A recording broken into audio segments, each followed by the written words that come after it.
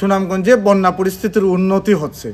আজকে সকালে সুরমা নদীর সুনামগঞ্জ পয়েন্টে পানি বিপদসীমার 11 সেন্টিমিটার উপর দিয়ে যাচ্ছিল, কিন্তু হাওর এবং লোকালয় জনবসতিতে পানি কমছে ধীর গতিতে। আমি যেখানে দাঁড়িয়ে আছি সেটি সুনামগঞ্জের দক্ষিণ নতুনপাড়া, এবং দক্ষিণ নতুনপাড়ার এই পাশটাতেই যাওয়ার হাওর। এই হাওরের দেখতেই পাচ্ছেন আসলে পানি কমে নিয়ে হাওরটি একেবারে টইটুম্বুর পানি, এবং এই যে মহল্লার যে পানি এখন সড়কে হাঁটুর নিচে পানি রয়েছে, কোনো কোনো বসত বাড়িতেও পানি রয়েছে, এবং এই পানি হচ্ছে হাওরে যখন পানি কমবে তখন আসলে এই পানি নামবে। এর আগে পর্যন্ত এই এলাকাবাসীর দুর্ভোগ থেকেই যাবে।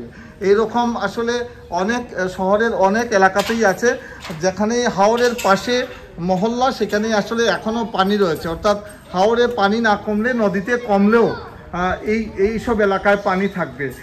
একটা বিষয় হচ্ছে গত 2 দিন ধরে বৃষ্টি হচ্ছে না।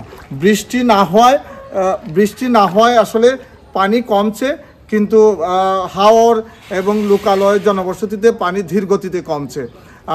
আমাকে আজকে সকালে পানি উন্নয়ন বোর্ডের নির্বাহী প্রকৌশলী যেটি জানিয়েছেন যে আগামী 5 দিন ভারী বৃষ্টির আশঙ্কা খুবই কম। সকালে সিলেট অঞ্চলের আবহাওয়াবিদ যারা তারা জানিয়েছেন যে আসাম চেরাপুঞ্জিতে আগামী 5 দিন বৃষ্টি একেবারেই কম হবে।